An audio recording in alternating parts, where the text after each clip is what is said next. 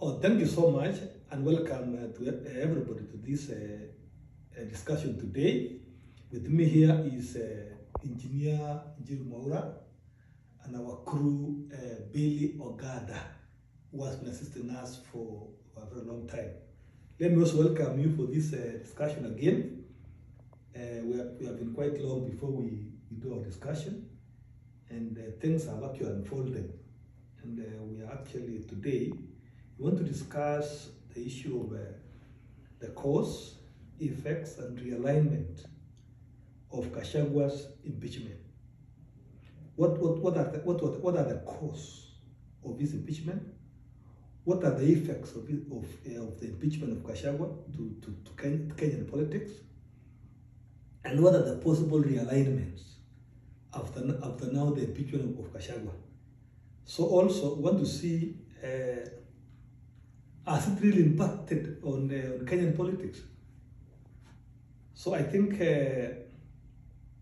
I'll give Jiru more to start the cause, the effects, and the realignment of the impeachment.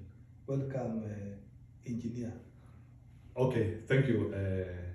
It's true, we have been long since we did our last recording, but welcome for all those people who listen to us, and I hope we are productive. Yeah, as you are aware, Gachagua was impeached, and we have a new deputy president in Kenya, Mr. KIKYS from Tharaka Nithi. First of all, let me confirm that Gachagua is not a very big political player in Kenya. Based on his history, when he came to become a deputy president, he had no serious political experience because he came as a member for Madeira. Having said that, it doesn't mean that there is no alignment and changes in his political circles when he became the deputy president. Much of the gains might have happened when he became a deputy president. So he was not the kingpin per se, as we always say in Mount Kenya region, but there are some serious fanatics of him who follow him. However, the main political changes which might have happened in that issue is where people from the Kikuyu region, largely in Mount Kenya, might feel that somebody from their location or from their region was targeted by the state and was not given a fair trial. Maybe that one is what could affect the issue. In terms of political realignment, there is evidence that UDA has eroded, especially in Mount Kenya region, and their political support might have reduced from 80%, the one which they enjoyed, to close to 30s or 20%, based on how you want to quantify it. So it shows now that Mount Kenya region could stand independent or alone with an aim of looking for people who they can align with in the future. That one doesn't mean that everybody is happy in Kenya because of what is happening. At the end of the day, we know that politics is also turning to be individual. There are those people who will make their individual judgment and they are going to align with whichever the political circle they want. So what will happen is just a decay of the UDA political party, and I think it was an injury of the ruling party which could actually harm them when it will come to 2027. Because up to now we cannot determine if the Luo and the Luya community, which the president seems to quote, if they could hold somebody aligned with him. It is something which we still don't know or we are not aware of. So, in other words, the usual political base for the UDA has eroded. They could have lost close to 50% of their support, and it is something which they have to redesign moving forward. Maybe Gachagua, because he was injured, I think Gachagua is now going to become like a kingmaker. If he is able to consolidate that political support in Mount Kenya region, I don't know if he is going to, he has capacity to do that, because Rigathi Gachagua was viewed for long as the king of, we used to call them, or they have called it Togege. So he was the king of Togege. So I do not know if the elites and the serious political class in Mount Kenya region can align with him. That is a question which he has to answer over time. Thank you, Koima. You can go ahead. Oh, thank you so much, Jiru. In fact, let me just have my contribution. And I can say that Gachagwa's impeachment was actually, I can say, it goes to his character. Yes, as you have said, Gachagua is a greenhorn. He was just an MP for one term. That might have actually impacted on his removal, on his character. Because politics is a game. He has not understood the game of politics.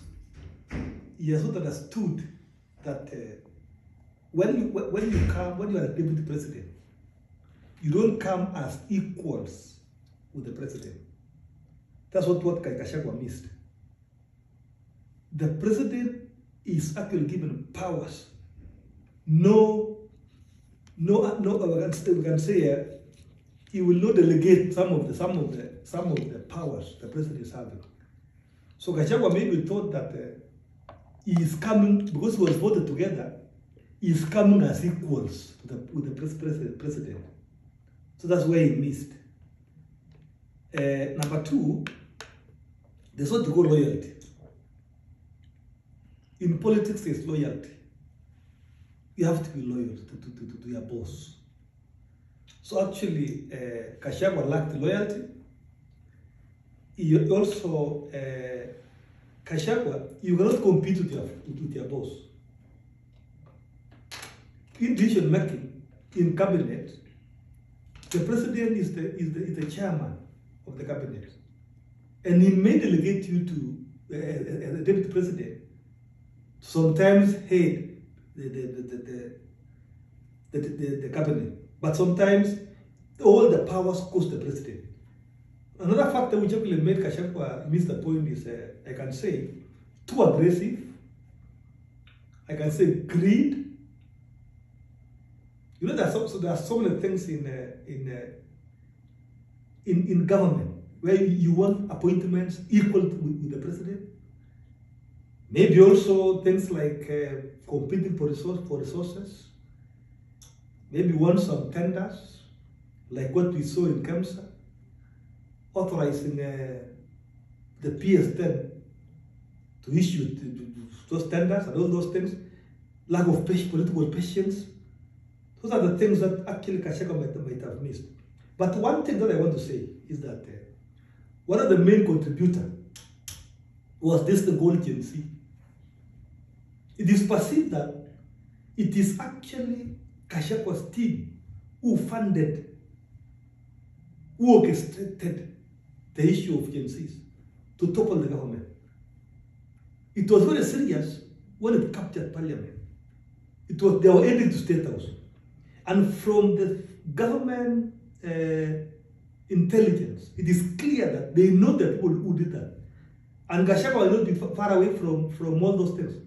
So maybe some of the things that characterized the removal of Gachagua was Gen Z, the Gen Z. In other words, you can say the coup. You can compare the coup with 1982, which some people tried to overthrow Moi's government. So that coup made the president uncomfortable. And because you have understood the person you are together, you are with. That could be the reason why he was actually made very fast to move. And also, Gachagua made, you can say, he created the war with everybody, including fighting young people, fighting junior people. You need to fight people like junior people in the State House. You fight people, small people. That's one of the problem. Another thing which actually made people suspicious about this issue, the way UDA has said, is the young UDA politicians. I think they have understood politics now. People like Ndindi Nyoro, they thought now because Gachagua was unpopular with the president, they thought now that they will be the deputy president. That's why they campaigned. Can you imagine 1 year? You are campaigning in Muranga, you are in Baringo, you are in Wasingishu, calling yourself deputy president. Calling yourself 2032. Kepchumba Murkomen and Nyor. What do you think other Kenyans will see? If you are now, you have to sit now. And you are planning 2022. You see?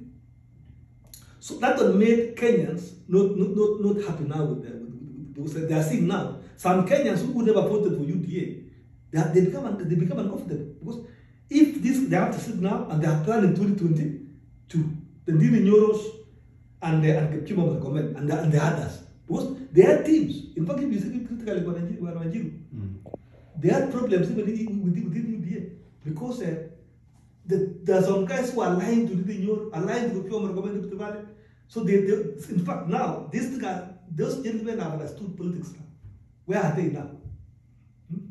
Yeah, they are there. Where are they? They are very political.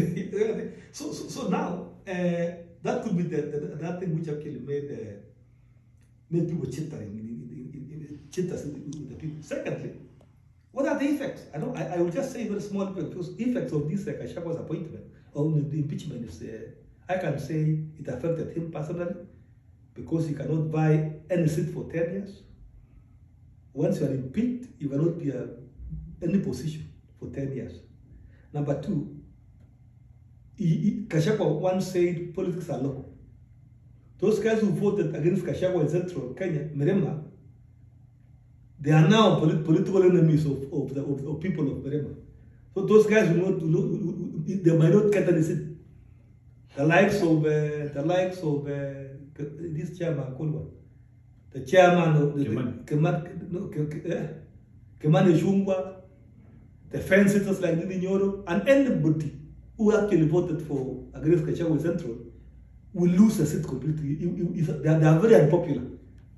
The likes of this Laikipia senator. Those are the guys now who are heroes in Central. Medu. The likes of the Kiambu senator. Those who stood with Gachagua, they are seen now as heroes of the region. And I can say also realignment. I know that time I talked about Ruto Lul for other friends. So he has now other friends from Nyanza, Western, Turkana, Northeastern. So I think what will happen now, Jiru, I believe that the next few weeks there will be reshuffle, and some of them will be some people will be casualties. They will lose some positions, some regions, and take into other regions. So I can say that it might affect Central. Okay. It might affect Central, the cabinet positions, and maybe they have 7 or 8. Even Kalenjin land, I don't say they will also be affected because they have 2, and maybe you also have the president. And I can say that other political parties, other element 2027, for now I don't know. It's difficult to predict because I don't know now. Kalonzo, who is remaining, Eugene, the Gachagua, I don't know how will they now the realignment come because now the mountain now is divided. We have mountain east where we have a Professor Ndiki. So they can now have a strong team. So if the mountain we want to realign with Kalonzo, it will be very difficult because of their political trust. And I want to tell you that, Jiru, as I finish, you are saying UDA has decayed. But I'm seeing it growing very fast. Because you see parties like Fort Kenya, People's Party, parties like ODM, they are now working together. So it's becoming stronger. Thank you so much. Okay, thank you. I will record some issues there. Number one is we are not assured or we are not certain that ODM and UDA will form a coalition in the future. It's a wishful thing, but we are not sure. Then number two, up to today, it has never been explained. Some of the issues you have said about Gachagua, they were not tabled as part of grievances which the Senate and the members of Parliament were impeaching Gachagua against. The issues which were brought for impeachment about Gachagua, there were things which are prosecutable in court, and I don't know the reason why they did not choose to prosecute him in the court of law and he proved himself innocent or guilty, but rather they decided to use a political process. Having said that, the truth of the matter is elections, if we have to talk about 2027, election is a binary issue, or elections are always a choice of two. What will happen is that any person who will come and oppose Ruto, and people will start seeing hope in that person. The truth of the matter is that we will start seeing gravitation of people towards that direction. And the person who will be opposing Ruto could get a very big force. Why? Even as Mr. Ruto and Mr. Gachagua were fighting, it doesn't mean that things are extremely working well in Kenya. It doesn't mean that people are happy of what is happening in Kenya. We still have so many issues which have not been solved. Economic, infrastructure, and the social services are not working well. I'm hearing a bit of complaint when it comes to NHIF and the SHA project which they have launched. Jitas explained, or Anga explained that NHIF, the new NHIF, is not working well as the former. And those are some of the issues which will be questioned when Mr. William Ruto will be seeking a second term. You also said that it is also insinuated that Gachagua participated in Gen Z movement. Again, in the parliament, they did not talk about that. I don't know if those are the issues which are only known to the secret agencies of Kenya, or some of those issues are only known to the president, that he never wished to share them outside, and rather he chose to use a political process to persecute his immediate helper, simply because there are some things which he had gotten information he had done. Having said that, the issue of deputy president is not a new issue in Kenya. We have always been having these corruption issues between the president and his deputy for so long. Even Mr. William Ruto himself, it is not that he was playing well with Uhuru Kenyatta. But I always ask myself, does this one speak about the character of Mr. William Ruto? I think Mr. Kenyatta, when he was talking about Tanga Tanga, he did not even propose that Mr. William Ruto can be impeached. I know people are different. Maybe some of ones who created a data on something cannot create it. Not everybody who looks at issues differently. I do not understand the reason why the president had to be this venomous to Mr. Gachagua. And in any case, what is the general stake of people from Nyeri and some other people who follow Gachagua, who believe they voted for this government, and now they have been asked outside? On the issue of Kindiki, where Dr. Joy, you said that Kindiki, the people of the East, could now gravitate to Mr. William Ruto. Again, that one is not experimentally tested. We don't know. Because, you know, for information, Kindiki has no political base. He was a senator of a very small county. Tharaka-Nithi is a small county. So we don't know if the whole of Meru people, if they will be able to gravitate to him. And if you want to know that Kindiki has issues, up to now, during Cheke, who are very influential in Meru, they have not said any statement. Maybe they could give their statement in the future. But Kindiki certainly doesn't have that serious support from Mount Kenya region as a whole. He is rather seen as a Ruto employee. If you go deep into Mount Kenya region, people just take him as a Ruto employee and as somebody who will be able to accept much of the things which Mr. William Ruto might even want, including even unconstitutional means if he chooses to do. So when we look on all these things with a third eye, we feel that there were more bigger issues than the ones which are playing out, which led to the fallout between Mr. William Ruto and Gachagua. And some of us, we feel the reason why there was fallout, it is because of some of the disagreements which they had on their work formula, including even contracting and some issues which could bring some conflict of interest. So we do not see, and some of the issues which have been said, like the shareholder thing, and the issues like it was too local. We do not see those things forming a magnitude which can bring impeachment, but rather we see there is largely very personal issues between Gachagua and Mr. Ruto, which had to be mutated to become the issues which the Senate and the Parliament was discussing about.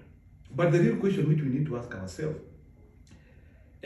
which works do deputy presidents do so that they become impeachable?